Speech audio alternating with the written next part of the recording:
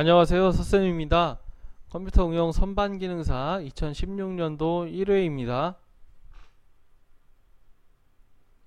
2번 보겠습니다. 다음 중 표면경화법의 종류가 아닌 것은, 그래서 표면경화 열처리라고 하면 연강을 겉은 단단하게 하고 안쪽은 연성이 풍부하게 해서 강도와 경도 그리고 안쪽의 인성을 장점을 둘 다 취하는 그런 열처리 방법이죠.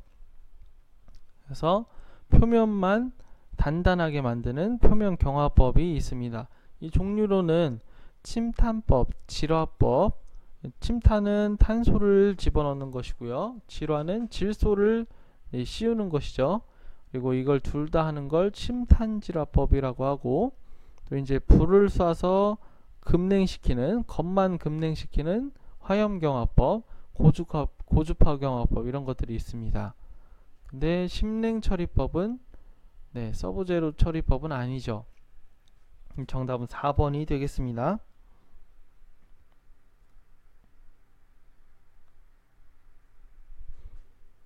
5번 볼까요? 주철의 특성에 대한 설명으로 틀린 것은 1번 주조성이 우수하다. 주철은 강보다 용융점이 낮습니다. 낮아서 온도를 올려서 녹이기가 쉬운 거죠. 그래서 주조하기가 쉽습니다. 내마모성이 우수하다. 2번 내마모성도 우수하죠. 마모에 잘 견디는 성질을 갖고 있습니다. 그리고 강보다 인성이 크다라고 했는데 인성은 작죠. 주철의 가장 큰 단점인 취성이 큰 단점이 있어요. 취성이 크다는 얘기는 인성이 작다는 얘기죠. 그래서 3번은 틀렸고요. 그리고 인장 강도보다 압축 강도가 크다. 그래서 주철은 압축에 잘 견디므로 공작기계의 몸체 하우징에 많이 사용합니다. 정답은 3번이 되겠습니다. 8번 보겠습니다. 교차하는 두 축의 운동을 전달하기 위해서 원추형으로 만든 기어, 베벨 기어를 이야기하죠. 그림으로 보면 쉬운데요. 두 축이 서로 교차해서 한 점에 직각으로 만나는, 이 축이 직각으로 만나는 곳에 원추형, 원뿔형으로 만들어진 기어입니다. 베벨 기어를 이야기하죠.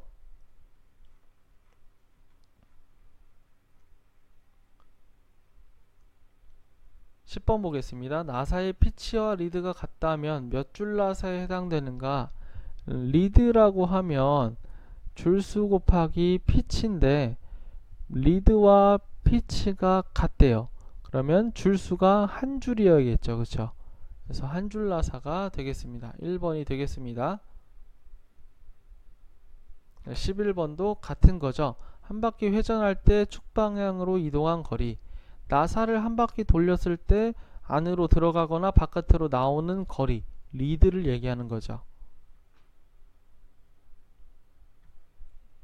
12번 보겠습니다. 압축 코일 스프링에서 코일의 평균 지름이 50mm, 감긴수, 권수가 10회, 스프링 지수가 5일 때 스프링 재료의 지름은 몇인가 라고 했어요.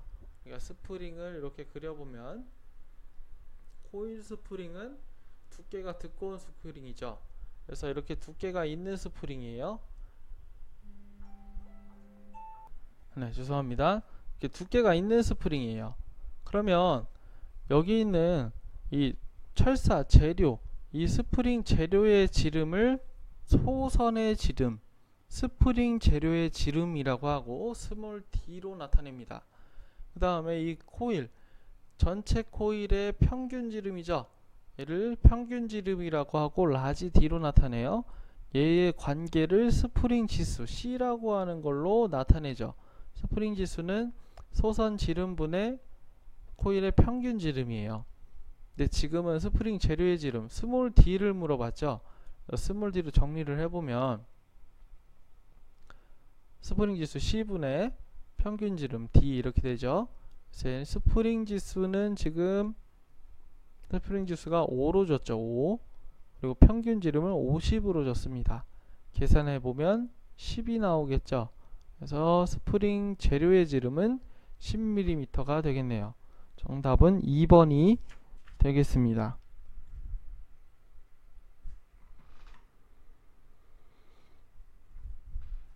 14번 보죠. 인장시험에서 시험편의 절단부의 단면적이 14제곱밀리미터고 시험 전 시험편의 초기 단면적이 20제곱밀리미터일 때 단면 수축률을 물어봤죠. 단면 수축률은 원래 단면적 분의 원래 단면적 빼기 나중 단면적이에요. 단면적은 줄어드는 걸 인장시험에선 줄어드니까요. 그래서 100 곱하기 100을 하면 되죠. 계산을 해보면 원래 단면적 14가 아니고 초기 단면적이 여기서 있죠. 네, 문제를 잘 봐야 합니다. 20이죠. 그죠? 그리고 20 빼기 마이너스 14 이렇게 해야 되죠. 시험편의 절단부 단면적이잖아요. 인장시험이 끝나고 시험편의 절단부 단면적이에요. 그러니까 인장시험을 끝내고 인장시험을 끝내면 파단까지 갔단 얘기죠. 절단이 일어났을 때 그때 단면적을 계산하니까 14라고 했으니 나중 단면적이 되는 거죠. 이를 계산을 해보면 30%가 나옵니다. 정답은 3번이 되겠죠.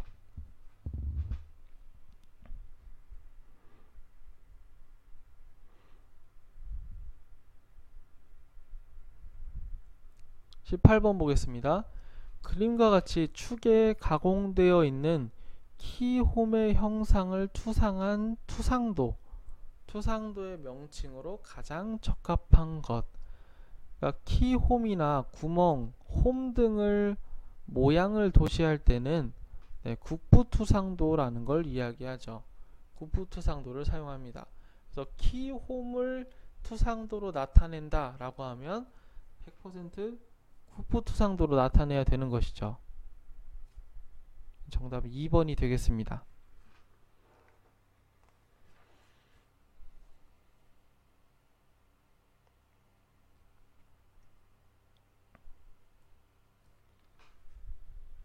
넘어가고요. 24번 치수 파이 24 치수 공차가 되어 있는 이 치수의 IT 공차 등급은 IT 기본 공차 보는 방법이 있는데요. 왼쪽부터 봅니다. 기준 치수를 먼저 보는 거죠. 파이 24죠. 그러면 어느 구간에 속해 있냐면 지금 18파이 하고 30파이 이 사이에 들어있는 거죠. 18파이하고 30파이 이 사이에 들어있는 거죠. 24라고 하는 숫자가요. 그럼 여기에서 몇 급인지를 이제 봐야 되는 거죠. 근데 이 급수가 여기 단위가 있어요. 마이크로미터가 단위예요. 무슨 이야기를 하는 거냐? 위 치수 허용차하고 아래 치수 허용차의 차이, 이 차이. 그러니까 0.041 빼기 0.02를 하면 0.021이 나오죠. 네, 0.021mm입니다. 근데 마이크로미터는 1mm는 1000 마이크로미터예요. 그러니까 여기다가 곱하기 1000을 해주면 21 마이크로미터가 되는 거죠. 21 마이크로미터는 여기에 속하니까 IT 공차 7급에 해당하는 공차 등급을 갖고 있습니다. 그래서 이렇게 계산을 하는 거예요. 그래서 3번이 정답이 되겠습니다.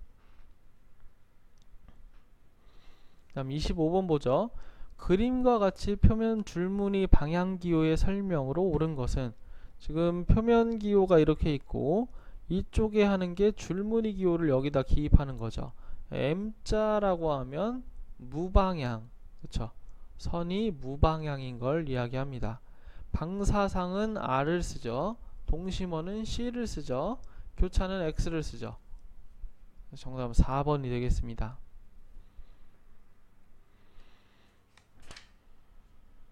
29번 보겠습니다. 절삭 방향의 3분력을 나타내고 있다. P점에 해당하는 분력은 절삭 저항 이론인데요. 절삭 회전 방향, 절삭 방향이 이렇게 되어 있죠. 아래로 내려가는 방향, 그거와 평행한 방향이 여기입니다. 이게 주분력이고 가장 큰 힘을 받게 되죠. 주분력이. 그런 다음에 이송이 바이트가 이제 이쪽으로 이렇게 들어가게 돼요. 그거와 이제 반대되는 방향으로 네, 이송분력이 이렇게 들어갑니다. 이송분력. 그 다음에 사람 작업자 쪽으로 발력이 생기는 배분력이 나오게 되죠. 지금 P점에 해당하는 분력은 배분력이니까 1번에 해당되겠습니다. 31번 볼까요? 나사의 유효지름을 측정할 때 가장 정밀도가 높은 측정 방법은? 라고 해서 나사 유효지름을 측정하는 방법은 한 3가지 정도가 있습니다. 공구 현미경을 이용하는 방법, 나사 마이크로를 이용하는 방법, 그리고 삼침법을 이용하는 방법. 그 중에서 삼침법을 이용하는 방법이 가장 정밀도가 높죠. 그래서 1번이 정답이 되겠습니다.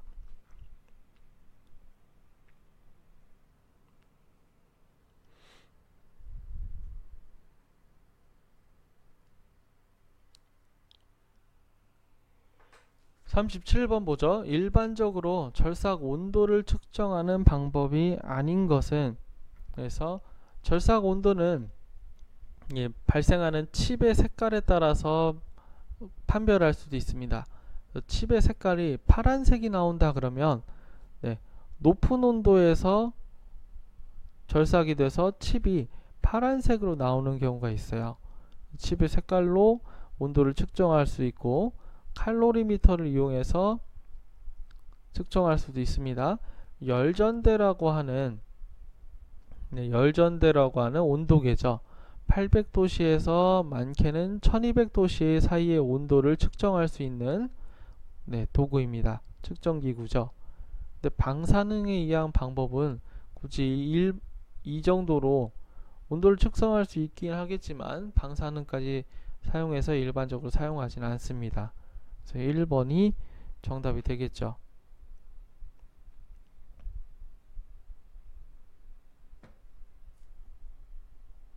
38번 성형 연삭 작업을 할 때 숫돌바퀴의 형상이 균일하지 못하거나 가공물의 영향을 받아서 숫돌바퀴의 형상이 변화할 때 숫돌의 외형을 수정해서 정확한 형상으로 가공하는 방법은? 트루잉이라고 하는데요. 우리가 숫돌이 이렇게 각이 져 있는 숫돌이라고 해봅시다. 그래서 이러한 공작물, 네모나 반듯한 공작물을 연삭을 시켜가지고 이렇게 튀어나오게 만드는 것이죠. 연삭을 시켜서. 근데 얘를 쓰다 보면 이 연삭 숫돌이 닳아서 이렇게 다시 각이 이제 굴곡이 거의 없어질 거 아니에요? 그럴 경우에는 트루잉 공구를 써서 이 각을 다시 살려주는, 형상을 다시 살려주는, 모양을 정확한 형상으로 수정해주는 그런 작업을 하는 걸 트루잉이라고 합니다. 트루잉. 정답 3번이 되겠습니다.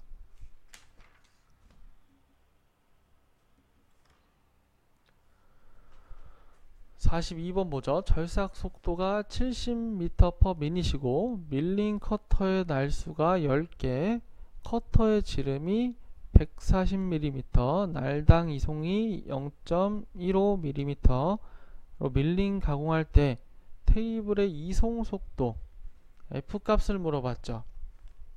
F값, 테이블의 이송 속도 F는 날당 이송, FZ 곱하기 날의 개수 곱하기 회전수죠. 근데 지금 보니까 회전수가 안 나와있고 절삭 속도가 나와있어요. 그쵸?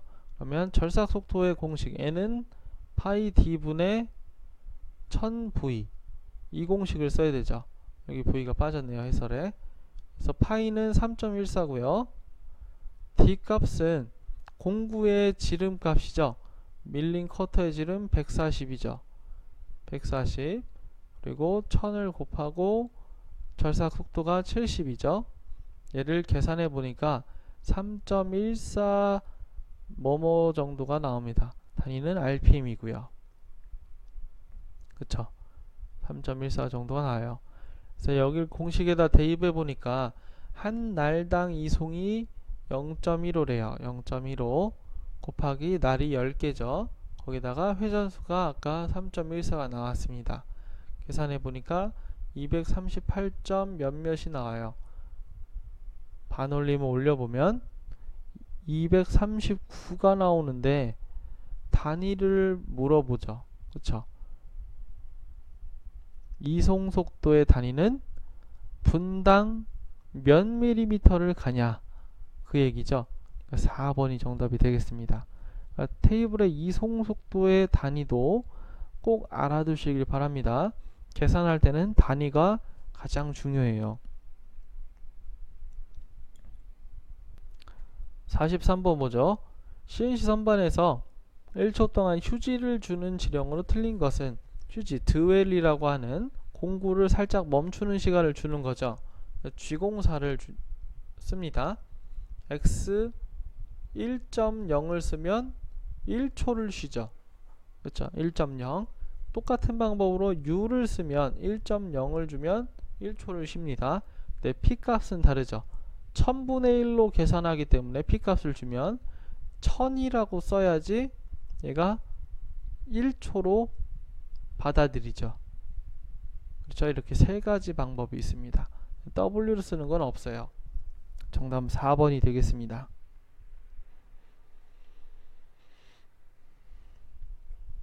48번 보죠. 밑줄 친 부분의 의미로 맞는 것은 G96 절삭 속도 일정 제어, 절삭 속도 일정 제어 해라. S 1000m/min으로 절삭 속도라는 건 미터 퍼 미닛입니다. 그러니까 단위를 조금 알아두실 필요가 있는데 절삭 속도는 미터 퍼 미닛이죠. 그리고 회전수는 RPM이죠. 그리고 이송 속도, 공작물이 움직이는 속도 밀리미터 퍼 미닛입니다. 꼭 알고 계셔야 돼요. 그래서 G96이 나오면 G96의 S값이 나오면 절삭 속도를 물어보는 거고요. G97의 S값이 나오면 회전수를 물어보는 거예요. 정답은 2번이 되겠죠. G96이니까요. 그리고 49번 보겠습니다. 아래 그림에서 CNC 선반 공구 인선 보정을 할 때 우측 보정을 나타낸 것끼리 짝지어진 것은, 우측 보정이라고 하면 공구의 위치가 절삭 방향에서 볼 때 공구의 위치가 공작물의 오른쪽에 있을 때를 이야기합니다. 그래서 무슨 얘기냐면 B를 한번 보죠. B의 공구 경로가 이렇게 되죠.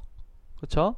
그럼 공구 경로로 봤을 때라는 뜻이 화살표 방향으로 가는 방향을 이렇게 봤을 때예요. 내가 눈을 보는 방향이 지금 눈이 파란색 쪽에 있고 빨간색 화살표를 보는 방향으로 서 있을 때, 그럴 때 공구가 여기 이렇게 있는 거죠. 그쵸?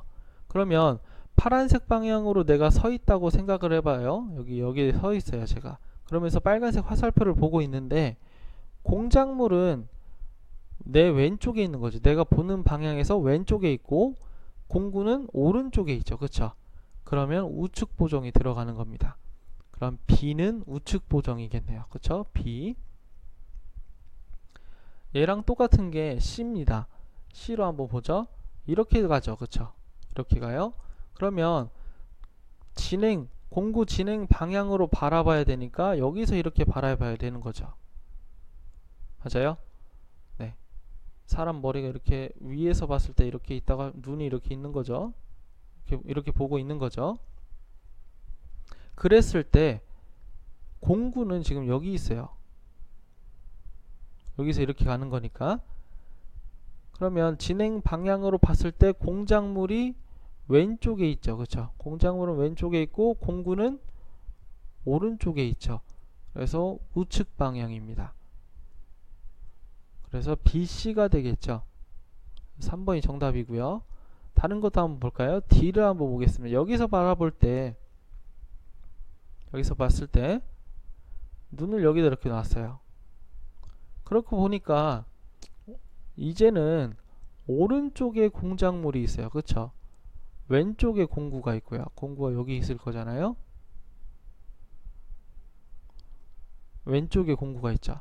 그러면 좌측 보정을 해줘야 되는 거죠. G41을 줘야 됩니다. 저 D는 G41을 줘야 돼요. 그리고 A도 마찬가지로 여기서 보면 공작물이 오른쪽에 있고 공구가 왼쪽에 있죠. 그래서 A는 G41을 줘야 돼요. 그래서 공구가 진행 방향으로 쳐다봤을 때 어디에 있느냐, 공구가 어디 있냐, 오른쪽에 있느냐 왼쪽에 있느냐에 따라서 우측 보정하는지 좌측 보정하는지를 이야기합니다.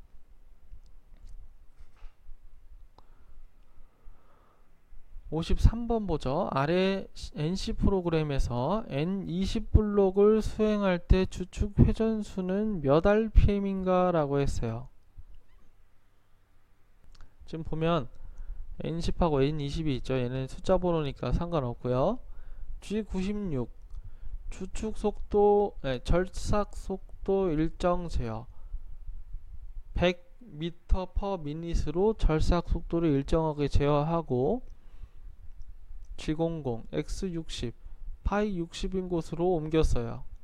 그쵸? 그때 회전수를 물어봤죠. 회전수 N은 파이 D분의 1000V죠. 그렇죠? 여기 V 빠졌네요.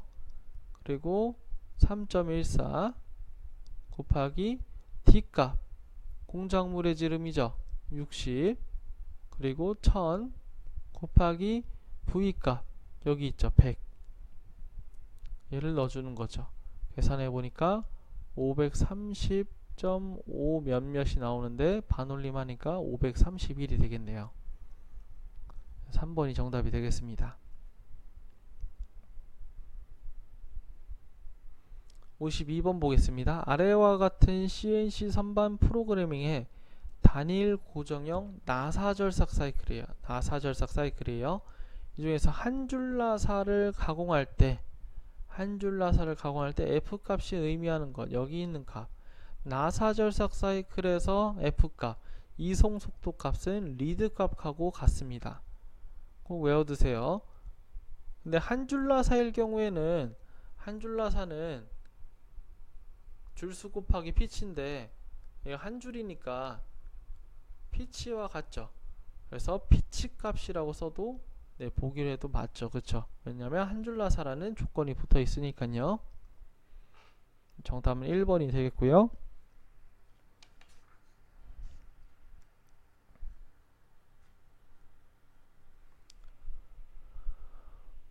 CN 57번 보겠습니다. CNC 선반에서 A에서 묘가 아니고 B입니다. B. 수정해 주세요. 이동할 때의 프로그램으로 맞는 것은 보기가 조금 잘못되는데 I죠. I. I입니다. 1이 아니고 수정하도록 하겠습니다. I입니다. I. 지금 A에서 B로 가려면 반시계 방향이죠. 그쵸? 반시계 방향이면 G03을 써야겠죠. G02는 단위죠. 그쵸? 지금 보니까 보기에서 IK 값을 썼네요. 그러니까 R 값을 쓸 수도 있고 IJK를 쓸 수도 있습니다. 여기서 I하고 대응될 값은 X고 J하고 대응되는 값은 Y, K하고 대응되는 값은 Z인데 CNC 선반에서는 Y 값을 안 쓰죠. 그래서 IK만 있는 겁니다. 한번 보죠. G03을 하고 도착점을 써줘야 돼요. 도착점의 X 값은 지름 값을 써주는 거죠. x값은 지름값을 써주는 거예요. 반지름값을 써주는 게 아니고요. 그러니까 지금 프로그램 원점에서 R24라고 하면 B점까지 여기가 24잖아요. 거리가. 근데 반지름값이죠. 지름값을 써줘야 되니까 2배인 48을 써줘야 됩니다. 그쵸? Z는 프로그램 원점과 Z축이 움직이지 않으니까 0이 맞죠. 그렇죠? 그 다음에 우리가 R값을 그냥 쓰면 그냥 반지름값 24를 그냥 쓰고 끝내면 되는데 IK 값을 쓰는 거는 조금 개념이 다릅니다. IK 값을 쓴다는 얘기는 시작점에서 중심점까지 거리를 컴퓨터한테 알려준다는 얘기예요. 그럼 컴퓨터가 알아서 중심 여기구나 라고 생각하고 원호 가공을 해줍니다. 그래서 사람이 해야 되는 건 시작점에서 중심점까지를 어디 얼마만큼 떨어져 있는지 방향과 거리를 알려줘야 돼요. 다시 한번 말씀드립니다. 방향과 거리를 둘 다 동시에 알려줘야 돼요. 그래서 방향과 거리를 둘 다 하는 걸 벡터라고 하는 거죠. 그래서 벡터량을 주어줘야 된다는 게 이 뜻입니다. 방향과 거리. 그러면 이제 봐야 되는데 A 값에서 A점에서 왼쪽으로도 가야 되고 그쵸? 아래로도 내려가야 돼요. 그래야지 프로그램 원점 중심이 있는 점을 알 수 있잖아요. 그쵸? 좌우 오른쪽 왼쪽으로 가는 방향에 대한 축은 Z축입니다. 파란색으로 그려보죠. 왼쪽으로 가는 거 오른쪽으로 가는 거에 관련된 축은 Z축이에요. 그쵸? 위아래로 가는 거에 관련된 축은 X축이에요. 맞죠? X축. 근데 X축도 위로 가는 건 플러스죠. 아래로 가는 건 마이너스예요. Z축은 왼쪽으로 가는 게 마이너스고 오른쪽으로 가는 게 플러스죠. 쉽게 생각하면 됩니다. 그래서 이제부터 이제 파란색 빨간색을 해서 원점으로 갈 건데 Z축부터 해보죠. 파란색부터. 왼쪽으로 얼마만큼 가야 되죠? 마이너스 22만큼 가야 돼요. 그래서 여기다 마이너스 22를 써주는 거예요. 왼쪽으로 22만큼 가야 된다.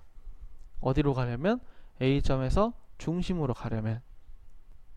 다음 아래로 내려가야 되는데 아래로 내려가는 건 마이너스니까 얼마만큼 내려가는가? 이게 11만큼 내려가죠. 마이너스 11만큼 내려가야 된다. 이렇게 써주는 겁니다.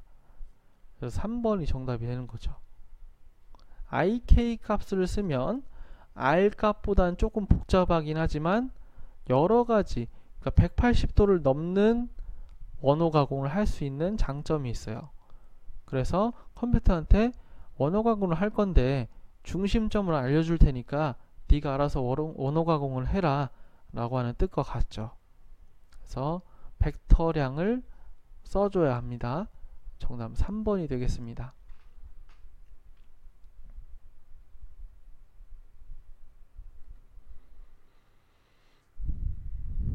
59번 보죠. 준비 기능의 모달 G코드 설명 중 틀린 것은? 그래서 모달 G코드는 그룹별로 나눠져 있다. 우리가 이제 CNC 선반 그 G코드 일람표를 보면 그룹이라고 해서 00그룹 이렇게 00이나 뭐 01이나 이런 번호들이 써져 있는 그룹들이 있어요. 그래서 그룹별로 나누어져 있습니다. 그래서 원샷 코드와 원샷 코드와 모달 코드, 영어로 모달, 이 두 가지 코드의 종류들이 있는데요. 원샷 코드는 한 블록에서 한 줄에서 영향을 미치고 끝납니다. 근데 모달 코드는 한 줄에서 영향을 미치고 그 다음 줄에 다른 G코드가 없는 이상 또 영향을 미치고 계속 지속적으로 영향을 미쳐요. 근데 G02는 모달 코드입니다. 대표적인 모달 코드예요. 그래서 반복 지령되면 다음 블록의 G 공인은 생략할 수 있다. 생략을 해도 모달 코드이기 때문에 다음 블록에도 G02가 먹히는 것이죠. 그래서 모달 코드의 개념. 원샷 코드는 한 블록 내에서만 지령이 들어가는데 모달 코드는 그 다음 G코드가 나오지 않는 이상 계속해서 지령이 먹히는 것이죠. 그 개념만 알고 계시면 됩니다. 3번 같은 그룹의 모달 G코드를 한 블록에 지령하여 동시에 실행시킬 수 있다. 같은 그룹의 모달 G코드를 한 블록에 동시에 한다. 예를 들어 G00, G01, G02 같은 모달 코드거든요. 얘를 쓰고 이제 X10, 뭐 Z20 이렇게 하면 가장 오른쪽에 있는 모달 코드만 먹힙니다. 얘네들은 안 먹혀요. 그러니까 3번은 틀렸죠. 3번은 틀린 보기입니다. 4번 모달 G코드는 같은 그룹의 다른 G코드가 나올 때까지 다음 블록에 영향을 준다. 이게 가장 핵심 키워드죠. 이걸 알고 있냐 없냐를 물어보는 거죠. 4번 보기. 그래서 모달 코드의 개념 꼭 알아두시기 바랍니다. 그래서 이상으로 마치도록 하겠습니다. 감사합니다.